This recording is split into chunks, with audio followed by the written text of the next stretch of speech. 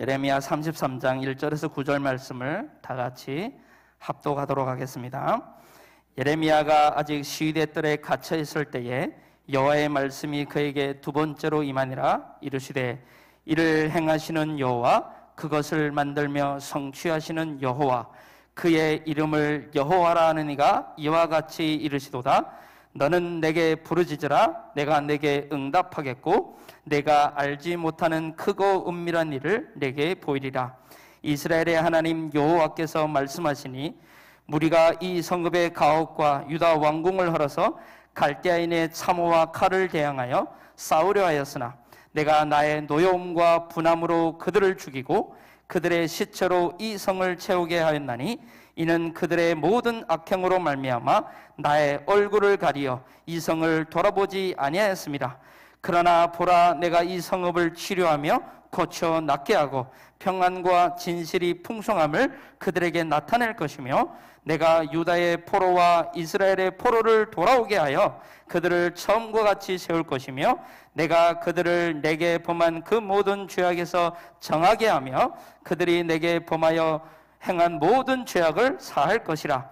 이 성읍이 세계 열방 앞에서 나의 기쁜 이름이 될 것이며 찬송과 영광이 될 것이요 그들은 내가 이 백성에게 베푼 모든 복을 들을 것이요 내가 이 성읍에 베푼 모든 복과 모든 평안으로 말미암아 두려워하며 떨리라. 아멘. 양윤석 부목사님께서 크고 은밀한 일을 보이리라 말씀 제목으로 이렇게 말씀 증거해 주시겠습니다.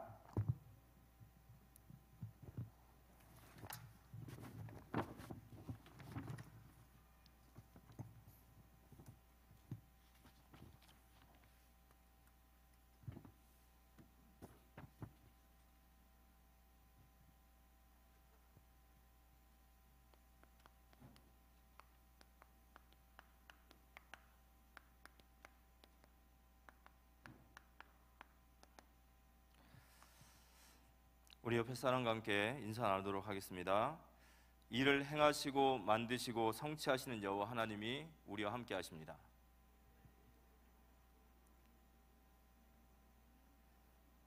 아멘.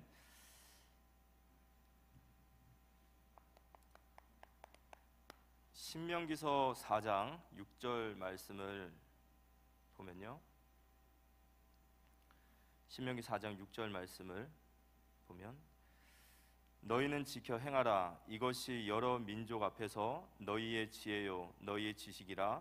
그들이 이 모든 규례를 듣고 이르기를 이 큰 나라 사람은 과연 지혜와 지식이 있는 백성이로다 하리라.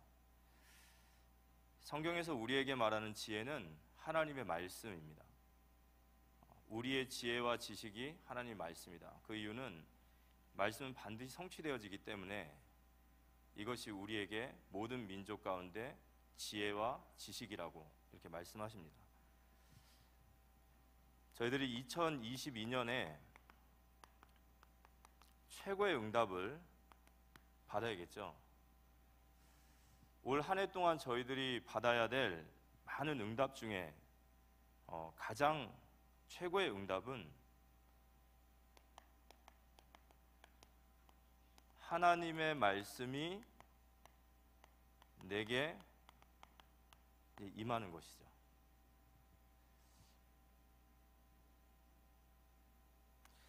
하나님의 말씀은 있으라 하시면 있는 거예요.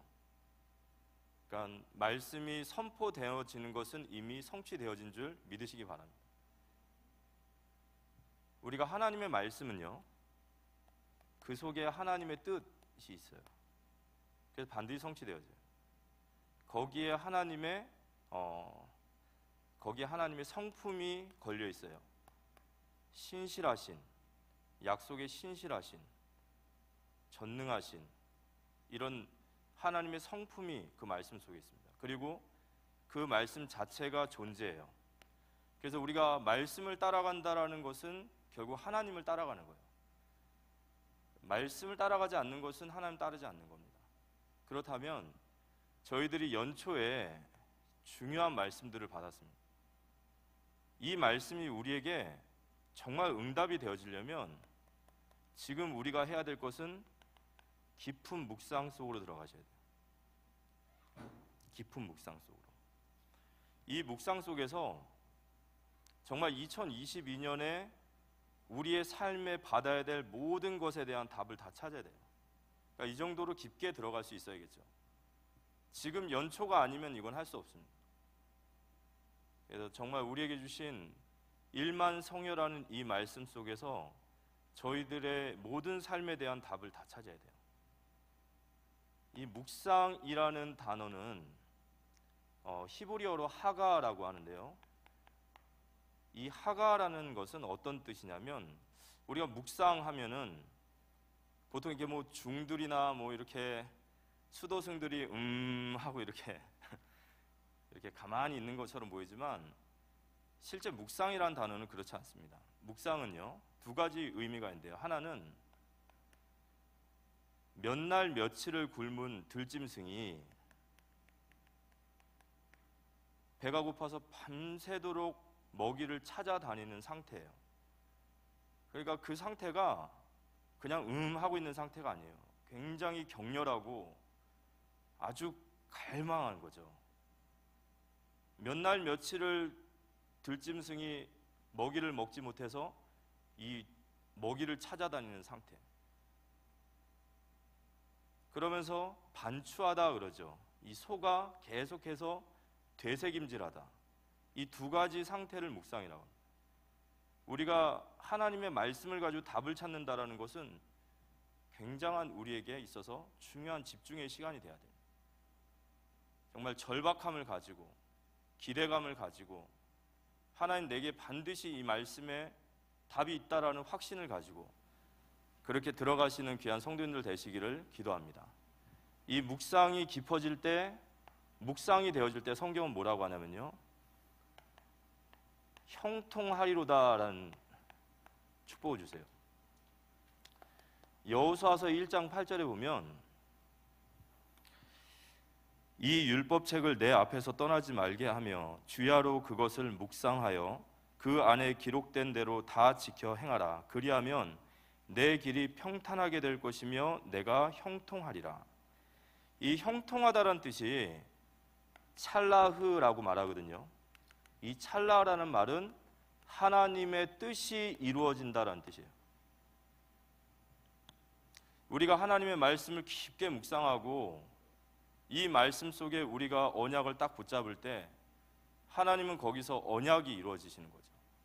그래서 올 한 해 우리가 이런 형통함의 축복을 받으시기 바랍니다. 직분을 받았으면요, 직분에 대한 말씀을 깊게 묵상하실 수 있어야 돼요. 어떤 사역을 맡으셨다면 이 사역 속에 하나님의 말씀을 깊게 묵상할 수 있어야 됩니다. 여호수아 9장 14절에 여호수아가 여호와께 묻지 아니하므로, 묻지 아니하시면 답을 안 주십니다. 하지만 우리가 하나님 앞에 정말 깊게 묵상하고 답을 찾고자 말씀을 깊게 들어가면 하나님은 반드시 우리에게 말씀을 주시고 그 일에 형통한 축복을 주실 줄 믿으시기 바랍니다. 이번 연도에 저희가 붙잡아야 될 중요한 말씀이죠. 일을 만드시고 성취하시는 여호와 하나님, 일만성여. 처음에는 입에 좀 안 달라붙다가 이제는 좀 달라붙기 시작합니다. 일만성여. 2022년에 이제 우리에게 주신 정말 24시의 응답에 어떻게 보면 가장 중요한 핵심의 말씀입니다. 그러면서 예레미야서에 대한 말씀을 주시면서 예레미야 33장 1절에서 3절의 말씀을 주셨습니다. 이 말씀 속에서 하나님은 다 아십니다라는 말씀을 하셨거든요. 그 말씀이 이 성경 구절에 어떤 의미로 와 있을까 계속 묵상하면서 33장 1절에 보니까 이런 말씀이 있어요. 여호와 예레미야가 시위대 뜰에 갇혔을 때에,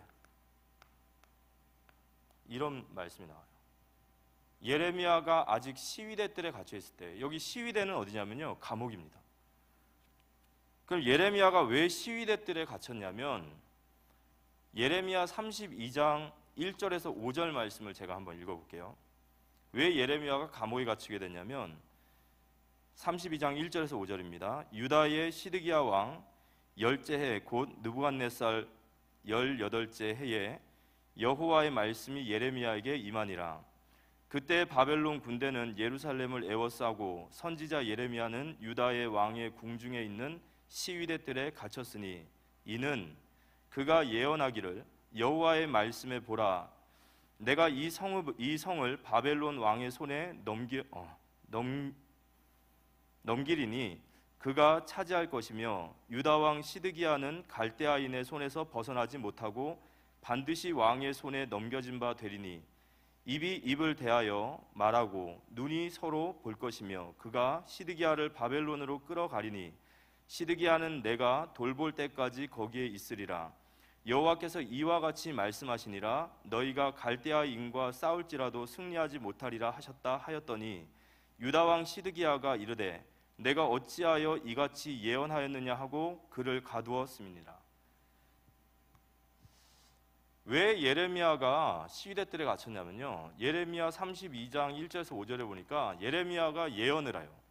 하나의 말씀을 선포를 하는데 그 말씀이 지금 상황은 예루살렘을 바벨론의 군대가 둘러쌌어요. 이제 유다가 멸망하기 직전입니다. 그때 예레미야가 예언을 해요. 뭐라고 예언하냐면 이 성읍은 다 무너질 것이다. 그리고 시드기야 왕 당신은 바벨론으로 끌려갈 것이다. 그리고 모든 것이 망할 것이다 라고 말을 해요. 그러니까 이제 시드기야 왕 입장에서는 이 말을 들으면서 얼마나 기분이 나쁘겠어요. 이런 심판에 대한 메시지를 하니까 정말 기분 나쁘죠. 긍정적인 얘기, 좋은 말 이런 얘기를 했으면은 그렇게 안 당하죠. 근데 예레미야가 여기서 심판을 선포하고 나니까 이들이 예레미야를 시위대들에 가둡니다. 예레미야는 요시야 왕부터 시드기야까지 한 40년 정도 예언의 선지자로 활동을 하는데요. 그는 처음부터 초지일관적으로 이 얘기를 해요. 이제 바벨론에 의해서 너희가 심판을 당할 것이고 이 성읍을 무너질 것이고 이제 하나님의 뜻이 세워졌기 때문에 너희는 끌려가는 것이 하나님의 뜻이다. 그럼 예레미야가 왜 이런 아주 듣기 좋은 소리가 아니라 왜 이렇게 흉한 말을, 이거는 뭐 왕에게 있어서 당신 끌려갑니다 이 얘기하면은 이건 뭐 거의 죽자고 하는 소리죠. 왜 이런 얘기를 할 수밖에 없냐면 하나님께서 예레미야에게 이 말씀을 주신 거예요. 그래서 예레미야 선지자의 메시지는 예레미야서 1장 10절에 잘 나와 있어요. 예레미야는 하나님께 부름받을 때 그가 부름받은 이유가 있습니다. 보라 내가 오늘 너를 여러 나라와 여러 왕국에 세워 내가 그것들을 뽑고 파괴하며 파멸하고 넘어뜨리며 건설하고 심게 하였느니라. 이게 예레미야의 평생의 메시지예요. 무슨 말이죠? 뽑고 파괴하고 다시 심으리라. 이사야 선지자 때는 회개하라 말했어요. 그런데 므낫세 왕 이후에 하나님께서 이스라엘을 심판하시기로 딱 결정하셨어요. 이제 이스라엘은 고쳐서 쓸 수 있는 정도가 아니라 바벨론으로 가야 돼. 완전히 뽑혀져서 바벨론으로 가서 그곳에서 다시 새롭게 심겨져야 돼. 예레미야가 이 메시지를 했어요. 선지자의 사명을 감당했죠. 저희들이 복음을 전달하는 것 같이. 그래서 그가 시위대들에 가셨습니다. 그 시대에 하나님의 말씀을 대언하는 자는 딱 한 명이었어요. 예레미야. 모두 다 하나나와 같이 거짓 선지자들이었어요. 그런데 이 한 사람의 하나님의 말을 대언할 수 있는 유일한 한 사람이 감옥에 갇힌 거예요. 그러면 하나님의 일은 누가 하죠? 저희들이 가끔 이런 착각을 해요. 아, 이제 우리 이거 하나님의 사람이 시위대들에 갇혔으면 이제 하나님의 일은 누가 해야 되냐? 이제 끝났구나. 이거 망했구나. 이게 우리의 착각이죠. 근데 하나님이 여기서부터 시작하실 줄 믿으시기 바랍니다. 우리가 절망이라고 말하고 우리 한계라고 말하고 우리가 끝이라고 말할 때 우리가 착각하는 거예요. 우린 하나님이 계시지 않는 것처럼 얘기하는 거죠. 우리의 절망이 바로 하나님의 시작이신 줄 믿으시기 바랍니다. 그 하나님이 하셔야 돼요. 저희들이 현장에서 사역을 하다 보면 반드시 깨달아지는 게 있습니다. 하나님이 하셔야 돼요. 하나님이 하시지 않으면 이루어지지 않습니다. 그러니까 저희들은 이 고백을 할 수 있어야 돼요. 성경 66권에서 저희에게 가르치는 교훈이 그거예요. 우리 인간은 철저하게 뼛속까지 죄성이 있어서 성경을 보면서도 우리 인간을 굉장히 영웅화해요. 인간을 따라가고 인간을 본을 잡고 뭐라도 눈에 보이는 것을 잡으려 합니다. 근데 성경이 진짜 그 얘기를 합니까? 인간에게 가능성이 있다고 말하나요? 아니죠. 우리가 바라봐야 될 것은 오직 예수 그리스도, 오직 하나님의 살아계심만을 바라보시기 바랍니다. 이게 우리에게 말씀하시는 거예요. 그런데 그 하나님께서 예레미야에게 말씀하십니다. 뭐라고 말씀하시냐면, 일을 행하시고 그것을 만드시고 그것을 성취하시는 여호와 하나님 말씀하시는 거예요. 예레미야가 시위대들에 갇혔을 때 여호와께서 두 번째로 말씀하신 거예요. 일을 행하시는 여호와, 그 일을 지어 성취하시고 그 일을 지어 성취하시는 여호와, 그 여호와 하나님이 너에게 말하노라. 이 일을 행하시고 만드시고 성취하시다라는 이 말이요, 이 야차르라고 말하거든요. 이 야차르라는 단어가 창세기 1장의 창조시에 나오는 동사와 같아요. 그러니까 하나님께서 우리에게 일을 하실 때 어떤 하나님이시냐? 창조의 하나님이세요. 창조가 위대한 것은 그 창조는 하나님의 능력을 나타내십니다. 무에서 유를 창조하셔요. 그 지혜가 어느 정도냐? 창조의 하나님이 창조하신 이 만물 중에 단 하나도 다시 번복해서 만드실 이유가 없어요. 그 하나님은 지금도 모든 창조 세계를 그 능력으로 붙드시고 그의 성품으로 모든 악한 자들과 선한 자들에게 이른 비와 늦은 비를 주시는 하나님이신 줄 믿으시기 바랍니다. 우리에게 일을 행하시고 만들고 성취하시는 하나님이 바로 창조주 하나님이세요. 그 하나님께서 예레미야에게 말씀하시는 거예요. 예레미야에게 하나님이 말씀하십니다.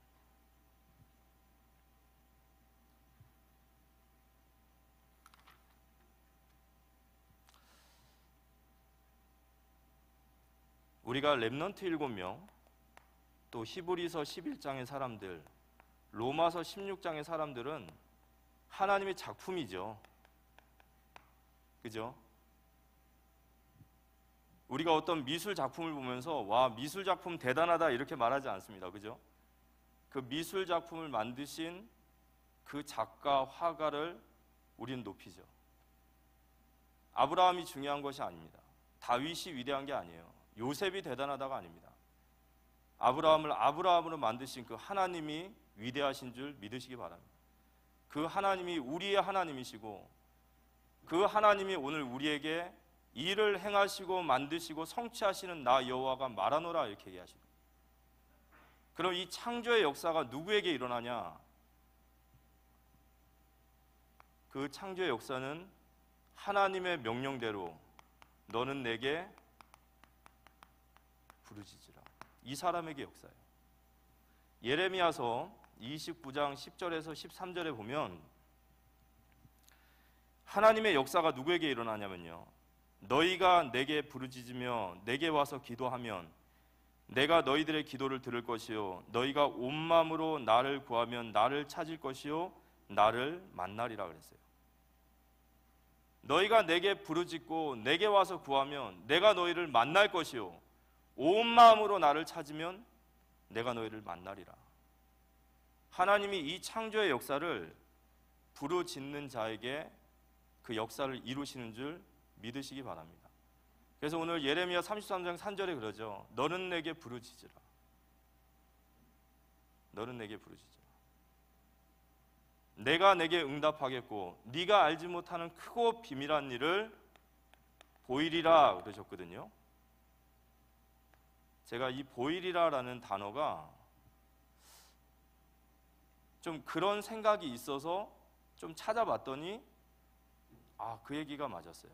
그게 뭐였냐면 이 보일이라는 말이 나가드라는 히브리어 단어인데요. 이 나가드라는 말은 하나님의 선언하다라는 뜻과 이 말이 어떤 말이냐면요. 우리는 보일이다 그러면 하나님이 환상과 감동으로 우리에게 보여주신다 이렇게 생각하지만 그 보여주신 것은 반드시 성취됩니다. 그 말은 무슨 말이냐면요. 네가 내게 부르짖으면 내가 네 앞에 나타나게 하리라. 네가 부르짖으면 내가 네 앞에 반드시 나타내게 하리라. 그 사실을 믿으시기 바랍니다. 일을 행하시고 성취하시고 만드시는 여호와 하나님께서 너는 내게 부르짖으라. 내가 내게 응답하겠고 네가 알지 못하는 크고 비밀한 일을 보이리라. 부르짖는 자에게 내가 내게 나타내리라. 네 손에 붙잡고 네 눈에 보이고 너에게 그대로 역사하리라. 올 한 해 정말 우리가 이런 하나님의 기도의 응답을 보는 우리 모두가 되어지기를 기도합니다. 기도를 정말로 저희들이 많이 해야겠죠. 그러면 두 번째는 그러면 크고 은밀한 일은 무엇이냐 이거예요. 크고 은밀한 일. 이 예레미야는요, 이 시대의 배경이 심판이 내려진 상태예요. 그래서 아까도 말씀드렸지만 예레미야는 요시야라고 하는 이 므낫세의 아들이죠. 히스기야는 성군이었는데 므낫세는 정말로 너무 패역한 하나님 앞에 그런 자였어요.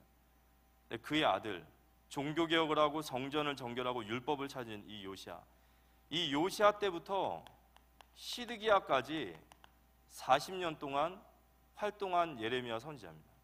근데 그의 예언은, 그의 말은 사실 이스라엘 백성들이 듣기에는 굉장히 듣기 싫은 소리였어요. 부정적인 얘기였어요. 뽑히고 파괴되고 다시 심으리라, 이런 메시지예요. 바벨론을 통해서 다 쓸어갈 것이다. 심판은 결정됐기 때문에 너희들은 이제 바벨론으로 가는 것이 하나님의 뜻이다. 그런데 거기에 대해서 받아들이지 않죠. 계속 저항하고 거기에 대해서 순종하지 않으니까 나중에 시드기야 왕은 두 눈이 뽑히고 두 아들은 거기서 처형을 당하고 바벨론으로 다 끌려가는 거예요. 그리고 예레미야가 예언했던 것처럼 BC 586년에 이 예루살렘은 바벨론에 의해서 완전히 멸망당해요. 그리고 모든 백성들은 포로지로 끌려가게 됩니다. 지도자들도 끌려가고요.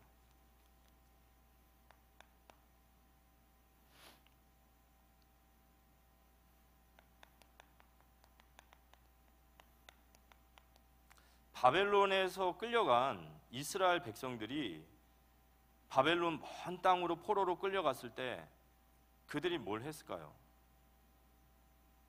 당연히 그들이 기도했을 거예요. 이스라엘이 멸망하고 나라는 완전히 망하고 자기들은 포로지에 포로로 끌려간 그 운명에서 그들이 할 수 있는 것은 정말 기도밖에 없을 거예요. 기도했을 겁니다. 정말로 이 고역의 때가, 이 재앙의 때가 빨리 끝나고 하나님 우리를 그 어려운 가운데서 구원해 달라고 계속해서 기도했을 거예요. 근데 그들이 하나님 앞에 부르짖고 간구하고 하나님 앞에 기도할 때에 하나님 그들에게 크고 은밀한 일을 보이기 시작하시는 거예요. 크고 은밀한 일, 그게 무엇일까요? 이 사람들은 한 번도 생각하지 못했던 걸 하나님 보여주시는 거예요. 오늘 그게 예레미야 33장 4절에서 9절까지 말씀. 깨닫게 되는 거예요. 아, 우리가 이 고난의 때와 이 심판의 때를 만난 것은 바벨론이란 나라가 강대국이고 우리가 약해서가 아니라 우리의 조상들이 우상 숭배하고 우리가 하나님의 율법에 멀어지고 버렸기 때문에 하나님이 우리를 바벨론의 손에 넘기신 거구나. 그들이 깨닫게 된 거예요. 그들이 처음에는 자신들의 구원을 두고 자신들의 상황을 두고 기도하기 시작하다가 그 기도 속에서, 부르짖는 기도 속에서 하나님 그들에게 크고 은밀한 일, 곧 하나님이 기도하게 하신 본질, 하나님이 그들에게 기도케 하신 본질, 그 본질 앞에 딱 서게 된 거죠. 아, 우리 조상들의 우상 숭배와 우리가 하나님의 율법을 버린 거구나. 크고 은밀한 일이라는 것은요, 하나님이 우리에게 기도케 하신 본질이에요. 왜 우리를 기도의 자리로 이끌으시냐, 그 본질. 구약의 사사시대의 마지막을 끝낸 사무엘이 출생할 때 한나의 기도가 있었거든요. 이 한나가 성전에 들어가서 기도할 때는 처음에는 아이를 놔두고 기도했어요. 마치 예레미야가 시위대 뜰에 갇힌 절망과 같이 이스라엘 백성들이 포로제에 끌려가서 통곡하고 기도했던 것처럼 본인도 통곡의 기도를 한 거예요. 성경에 보면 통곡의 기도가 있어요. 하나님, 내게도 자식을 주십시오. 이스라엘의 여자가 자식이 없다라는 것은 하나님과의 문제의 관계란 말이에요. 내가 왜 하나님과 이런 관계가 문제가 있어야 됩니까? 하나님 정말 나를 버리셨습니까? 내게도 자식을 주십시오. 성전에 들어가서 눈물의 통곡의 기도를 하는 거예요. 그런데 그 통곡의 기도하는데 사무엘상 1장 15절에 한나가 하나님의 심정과 딱 통하는 시간표 왔어요. 하나님의 마음이 한나의 가슴속에 담겨지는 거예요. 한나야, 너 왜 그렇게 울고 있니? 몰라서 그러세요? 제게 자식 하나만 주세요. 아들 하나만 주세요. 왜 안 주세요? 그래? 너도 아들이 없어서 슬프니? 나도 자식이 없어 슬프다. 하나님, 왜 하나님 자식이 없어요? 내 말 하나를 제대로 전달할 충실한 제사장 하나가 없다. 통곡의 기도의 자리에서 하나님이 한나와 심정이 딱 통하는 거예요. 그때 한나의 기도가 바뀌죠. 크고 비밀한 일이 이거였어요. 그럼 하나님, 저에게 자식을 주십시오. 제가 그 아이를 나신이로 드리겠습니다. 그 아이가 바로 사무엘인 거예요. 크고 비밀한 일, 우리가 하나님 앞에 부르짖고 간구하면 그 시작은, 우리의 기도의 시작은 우리가 시위대 뜰에 갇혀 있는 거고, 우리가 포로지에 있는 거고, 또는 아이가 없어서 그 눈물의 통곡의 기도가 시작되지만, 하나님이 우리에게 기도하게 만들고 부르짖게 만드는 것은 그 기도하게 하신 본질 속으로 들어가기 위해서. 그게 바로 하나님의 크고 은밀한 바로 일입니다. 하나님이 이스라엘 백성들이 포로지에서 하나님께 부르짖을 때 하나님이 크고 비밀한 일을 보이세요. 이스라엘이 멸망받은 이유를 알려주시고 하나님께서 이스라엘을 회복시키시겠다라는 메시지를 주세요. 그리고 모든 열방이 이스라엘의 하나님을 찬양하실 메시아의 언약을 주시는 거예요. 그리고 나서 바벨론 땅에서 하나님의 새 일이 시작됩니다. 이들이 하나님의 크고 은밀한 일을 듣고 나서요, 그때부터 모든 백성들과 후대들에게 하나님의 말씀을 읽게 만들기 시작했어요. 하나님의 말씀을 배우게 만들고 하나님의 말씀을 가르치기 시작했습니다. 그래서 생긴 것이 바로 이 회당이에요. 이곳에서 이스라엘 백성들은 그 찬란했던 성전에서 이루어지지 않았던, 하나님이 진정으로 원하셨던 그 말씀 속으로 들어가기 시작하는 거예요.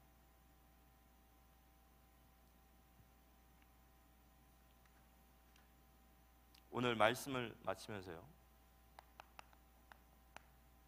저희들이 2022년 저희들이 걸어가야 할 이 길 앞에서 저희들은 다른 거 의지해서 가면 안 됩니다. 신앙인들이 실패하는 이유는 시작을 잘 못해요. 늘 시작을 자신의 경험, 자신이 가지고 있던 어떤 체질, 거기서 시작을 하는 거예요. 근데 우리는 나를 따라오라 말씀하신 주님처럼 우리 말씀 따라가야 될 줄 믿으시기 바랍니다. 정말 우리가요, 하나님의 말씀 속에 깊게 들어가야 돼요. 정말 하가라는 이 묵상의 단어처럼 아직 우리 안에 있는 많은 것들에 대한 갈등을 말씀으로 다 답을 내야 돼요.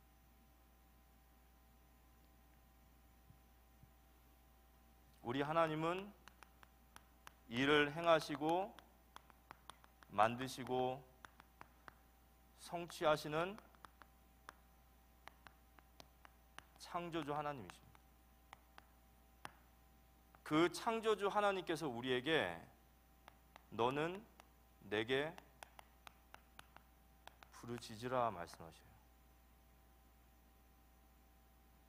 어쩌면 하나님의 시작은 우리가 정말로 시위대들에 갇혀 있는 상황과 같은, 우리의 힘으로 우리의 능력, 우리의 어떤 계획이 다 내려졌을 때, 정말로 하나님만을 바라볼 때, 그때 하나님의 시작이 일어날 줄 믿으시기 바랍니다.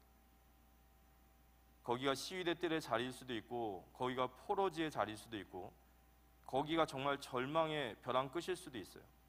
그렇지만 일을 행하시고 만드시고 성취하시는 여호와 하나님을 믿는다면 우리는 하나님의 말씀대로 그 자리에서 부르짖어야 돼요.